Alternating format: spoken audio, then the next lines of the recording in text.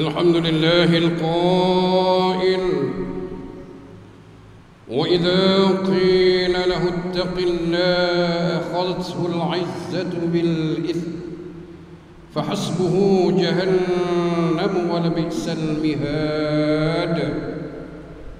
أشهد أن لا إله إلا الله وحده لا شريك له وأشهد أن محمدا عبده ورسوله.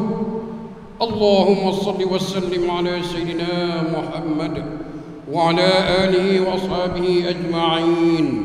أما بعد، فيا عباد الله اتقوا الله، أوصيكم وإياي بتقوى الله، فقد فاز المتقون.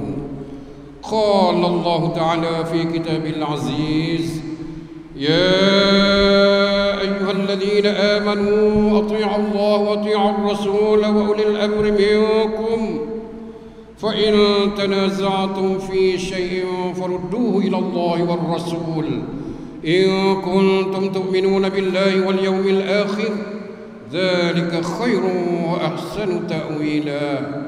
Bermaksud, wahai orang-orang yang beriman, taatlah kamu kepada Allah dan taatlah kamu kepada Rasulullah dan kepada ulil amr, yakni orang-orang yang berkuasa daripada kalangan kamu. Kemudian jika kamu berbantah-bantah, yakni perselisihan dalam satu perkara, maka hendaklah kamu mengembalikannya kepada kitab Allah, yakni Al-Quran, dan As-Sunnah Rasulnya. Jika benar kamu beriman kepada Allah dan hari akhirat, yang demikian adalah lebih baik bagi kamu dan lebih elok pula kesudahannya. Sidang jemaat yang dirahmati Allah sekalian, marilah kita meningkatkan ketakwaan kita kepada Allah Subhanahu wa taala dengan bersungguh-sungguh melaksanakan segala perintahnya dan meninggalkan segala larangannya. Mudah-mudahan kita mendapat rahmat dan keberkatan hidup di dunia dan di akhirat. Khutbah pada kali ini akan memperkatakan tentang ancaman terhadap pelaku dosa. Saudara-saudara sedang jemaat yang dirahmati Allah sekalian, dosa adalah merupakan balasan buruk akibat melakukan larangan Allah Subhanahu wa taala dan meninggalkan suruhannya. Istilah dosa juga merujuk kepada perlakuan yang salah atau dilarang dalam ajaran Islam. Di dunia ini, manusia yang melakukan perbuatan baik akan dicatat sebagai pahala, manakala sebaliknya perbuatan buruk akan dicatat sebagai dosa. Bagi manusia yang ingkar terhadap perintah Allah Subhanahu wa taala akan menerima balasannya setimpal dengan perbuatannya. Firman Allah Subhanahu wa taala yang dibacakan pada awal khutbah tadi dalam suratul Baqarah ayat 206 yang bermaksud sebagaimana yang berikut amat berkaitan. Dan apabila dikatakan kepadanya, bertakwalah engkau kepada Allah, timbullah kesombongan dengan meneruskan dosa yang dilakukannya itu. Oleh itu, padanlah ia menerima balasan Allah Subhanahu wa taala dengan neraka Jahannam, dan demi sesungguhnya dari neraka Jahannam itu adalah seburuk-buruk tempat tinggal. Ma'asyiral muslimin rahimakumullah, sebagai manusia kita tidak terlepas daripada melakukan dosa, sama ada yang kita sengajakan maupun tidak sengaja. Bagi orang mukmin, mereka akan berusaha sedaya upaya untuk mengelak diri daripada melakukan dosa, walaupun dosa itu dianggap kecil. Hal ini dikatakan demikian kerana melakukan dosa merupakan tanda kehancuran diri seseorang apabila dia tidak berhenti-henti melakukan dosa. Malah dia akan melihat dosa itu adalah suatu perkara yang kecil. Dalam sebuah hadis yang diriwayatkan oleh Imam Al-Bukhari daripada Abdullah ibnu Mas'ud radhiyallahu an, bahwasanya baginda Rasulullah sallallahu alaihi wasallam sabda yang bermaksud, sesungguhnya orang mukmin melihat dosa seolah-olah dia berada di bawah gunung. Dia berasa bimbang sekiranya gunung itu akan menimpanya. Adapun orang yang sering melakukan dosa, ia akan melihat dosanya seperti seekor lalat yang hinggap di batang hidungnya, kemudian diusir seperti ini, yakni baginda mengipas tangan ke hidungnya. Saudara-saudara sidang jemaat yang dirahmati Allah sekalian, di dalam Al-Quran terdapat ayat-ayat yang mengajak manusia untuk melakukan ketaatan, dan ada pula ayat-ayat yang mengancam manusia yang melakukan kemungkaran. Ketaatan yang dilakukan akan memberi peluang kepada manusia untuk meraih pahala dan ganjaran syurga, manakala kemungkaran akan mengundang manusia kepada dosa. Hukuman bagi pelaku dosa ini bukan sahaja mereka akan menerima balasan di akhirat, bahkan di dunia ini lagi mereka akan menerima balasan daripada Allah Subhanahu wa taala. Jika kita membuka lembaran sejarah umat terdahulu, kita akan dapati ada di dalam kalangan mereka yang telah dibinasakan oleh Allah Subhanahu wa taala akibat kemungkaran dan dosa yang telah mereka lakukan. Contohnya seperti Firaun, kaum 'Ad, kaum Thamud, Qarun serta harta benda kekayaannya, umat Nabi Nuh dan lain-lain. Mereka ini telah menerima hukuman daripada Allah Subhanahu wa taala di dunia lagi. Antaranya ada yang ditenggelamkan ke dasar laut, ada yang ditimbus dengan tanah, dan ada yang dihujani dengan batu, dan banyak lagi bentuk azab yang diturunkan oleh Allah Subhanahu wa taala akibat perbuatan dosa mereka. Manakala di akhirat pula, mereka yang melakukan dosa akan menerima azab siksa di neraka Allah Subhanahu wa taala. Kesiksaan ini sebagai balasan terhadap perbuatan manusia yang derhaka dan ingkar kerana kepada perintah Allah Subhanahu wa taala. Keadaan siksaan dalam neraka itu amatlah dahsyat, sehingga kan tiada siapa pun sanggup untuk berada di dalamnya walaupun seketika. Hal ini dikatakan demikian kerana seringan-ringan siksaan pun sudah tidak mampu ditanggung oleh manusia, sebagaimana yang digambarkan dalam sebuah hadis yang diriwayatkan oleh Imam Muslim daripada Abu Sa'id Al-Khudri radhiyallahu anhu, bahwasanya Rasulullah sallallahu alaihi wasallam sabda yang bermaksud penghuni neraka yang paling ringan siksaannya pada hari kiamat ialah seseorang yang kedua-dua telapak kakinya dipakaikan selipar daripada api neraka sehingga otaknya mendidih. Saudara-saudara sidang Jumaat yang dirahmati Allah sekalian, sesungguhnya Allah Subhanahu wa taala tidak sekali-kali menzalimi akan hamba-hambanya, akan tetapi manusialah yang menzalimi diri mereka sendiri. Dalam Al-Quran, Allah Subhanahu wa taala telah merakamkan perkataan-perkataan penyesalan yang terkeluar dari mulut pelaku-pelaku dosa.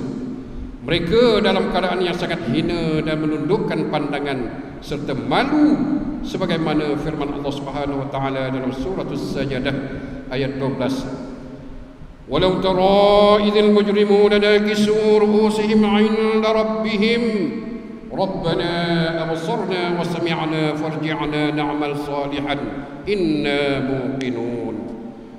Maksudnya, dan sungguh ngeri sekiranya engkau melihat ketika orang yang berdosa itu menundukkan kepalanya di hadapan Tuhan mereka dalam keadaan malu dan hina sambil merayu, wahai Tuhan kami, kami telah melihat dan mendengar dengan sejelas-jelasnya akan segala yang kami ingkarkan dahulu, maka kembalikanlah kami ke dunia supaya kami dapat mengerjakan amal-amal yang baik.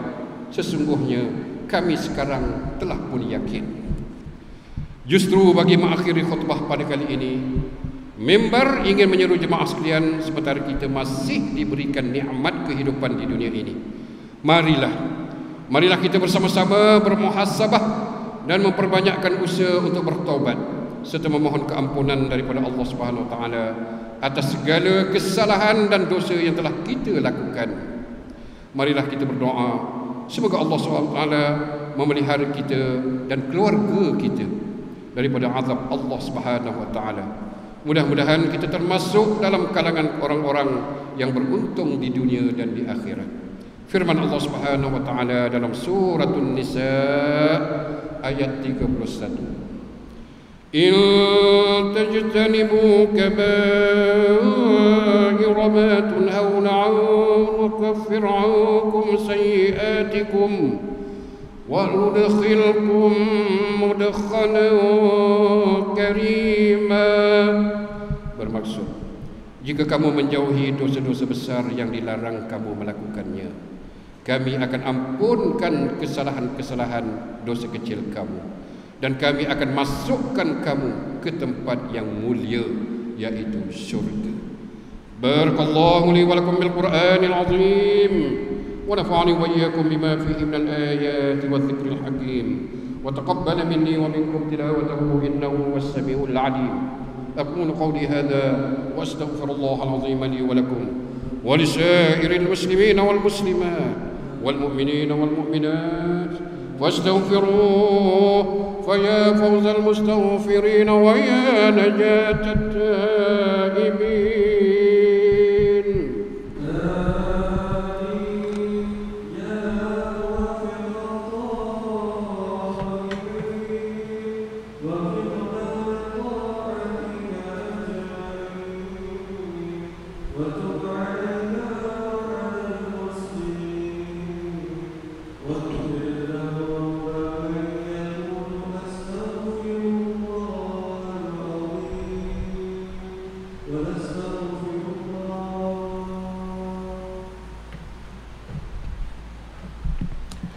الحمد لله حمدا كثيرا كما أمر.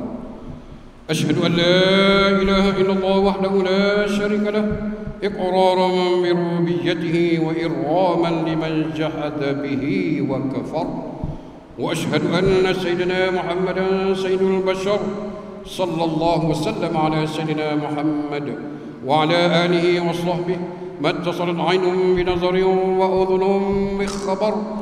أما بعد فيا عباد الله اتقوا الله فيما أمر وانتهوا عما نهاكم عنه وزجر. Wahai hamba Allah, ingatlah bahawa dunia ini adalah tempat tumpangan untuk sementara, akhirat jualah sebenar-benar tempat yang kekal untuk selama-lamanya. Oleh itu marilah kita bertakwa kepada Allah untuk mendapatkan kebahagiaan serta menyelamatkan diri daripada siksaan api neraka. Allah Subhanahu wa taala firman dalam suratul Ahzab ayat 56, Inna Allah wa malaikatahu yusalluna 'alan nabi ya ayyuhalladzina amanu sallu 'alaihi wa sallimu taslima. Bermaksud sesungguhnya Allah dan malaikatnya berselawat memberi segala penghormatan dan kebaikan kepada Nabi Muhammad sallallahu alaihi wasallam. Wahai orang-orang yang beriman, berselawatlah kamu kepadanya serta ucapkanlah salam sejahtera dengan penghormatan yang sepenuhnya. Allahumma salli wa sallim ala sayyidina Muhammad wa ala ali sayyidina wa maulana Muhammad. Marilah kita bermohon kepada Allah Subhanahu wa taala semoga Allah meridai khalifah-khalifah Rasulullah sallallahu alaihi wasallam, yaitu Sayyidina Abu Bakr As-Siddiq radhiyallahu anhu, Sayyidina Umar bin Al-Khattab radhiyallahu anhu, Sayyidina Uthman bin Affan radhiyallahu anhu, dan Sayyidina Ali bin Abi Thalib radhiyallahu anhu, dan sahabat-sahabat baginda sama-sama berjuang menegakkan agama Allah yang maha suci ini radhiyallahu anhum. Seterusnya kepada bapa saudara junjungan kita Sayyidina Hamzah dan Sayyidina Abbas radhiyallahu anhuma, cucu dan cucu baginda Sayyidina Hasan dan Sayyidina Husain radhiyallahu anhuma, putri-putri baginda Sayyidina Fatimah Az-Zahra dan lain-lainnya radhiyallahu anhunna, isteri-isteri baginda Sayyidatuna Khadijah, Sayyidatuna Aisyah dan lain-lainnya radhiyallahu anhunna, kepada keluarga sahabat-sahabat, pengikut-pengikut sahabat radhiyallahu anhum, dan yang menuruti mereka itu dari semasa ke semasa hingga hari kiamat. Allahumma ighfir lil muslimina wal muslimat wal mu'minina wal mu'minat al-ahya'i minhum wal amwat. Ya Allah, ampunkanlah sekalian kaum muslimin dan muslimat, mukminin dan mukminat, sama ada masih hidup ataupun telah meninggal dunia. Ya Allah, peliharakanlah akidah kami yang melandaskan akidah Ahlussunnah wal Jamaah, aliran Al-Asy'ariyah dan Al-Maturidiyah. Ya Allah, pelihara, lindungi, jauhi dan selamatkanlah apalah kiranya diri kami ini, zuriat keturunan kami, keluarga kami dan umat Islam keseluruhannya daripada apa jua bala dan bencana, wabak dan penyakit, segala mara bahaya dan kesusahan dan keburukan. Ya Allah, kurniakanlah kemuliaan dan kesejahteraan kepada mereka yang berjihad dan menafkahkan hartanya ke jalan-Mu, seperti pembayar-pembayar zakat, wakaf-wakaf dan seumpamanya. Ya Allah, kurniakanlah taufik dan hidayah, kekuatan kesejahteraan dan pertolongan kepada ketua-ketua negara Islam dan raja-rajanya, Khasimul Abdul Haris Sadi Syariatik As-Sultan Ibrahim Ibni Al-Marhum Sultan Iskandar, Sultan yang di Pertuan bagi negeri Jayaan Ta'alu Johor Darul Ta'zim, kepada Raja Darus Sofiah binti almarhum Sultan Indonesia Permaisuri Johor, kepada Tengku Ismail Ibn Sultan Ibrahim Tengku Mahkota Johor, dan Jabatan Besar Khalidah binti Mustamam, baru ke putera-putera dan putrinya, kerabat-kerabat diraja dan rakyat sekalian. Allahumma a'izzal Islam wal muslimin wa khudhuril kafarah wa mubtadi'is sayyi'ati wal musyrikin wa kulla man huwa adu lid-din. Allahumma farrij humumal muslimin waqdi ad-dayn 'anil madinin wa asin khalasal masjunin واجعل هذا البلد آمنا مطمئنا رخيا وسائر بلاد المسلمين آمين يا رب العالمين. اللهم أدخلنا وذرياتنا وأسلنا وفروعنا الجنة مع الأبرار يا عزيز يا غفار يا رب العالمين. ربنا هب لنا من أزواجنا وذرياتنا قرة أعين واجعلنا للمتقين إماما. ربنا اغفر لنا ولإخواننا الذين سبقونا بالإيمان ولا تجعل في قلوبنا غلا للذين آمنوا ربنا إنك رؤوف رحيم. ربنا آتنا في الدنيا حسنة وفي الآخرة حسنة وقنا عذاب النار والحمد لله رب العالمين. عباد الله، إن الله يأمر بالعدل والإحسان وإيتاء ذي القربى وينهى عن الفحشاء والمنكر والبغي يعظكم لعلكم تذكرون. فاذكروا الله العظيم يذكركم واشكروا على نعمه يزدكم ولذكر الله أكبر والله يعلم ما تصنعون.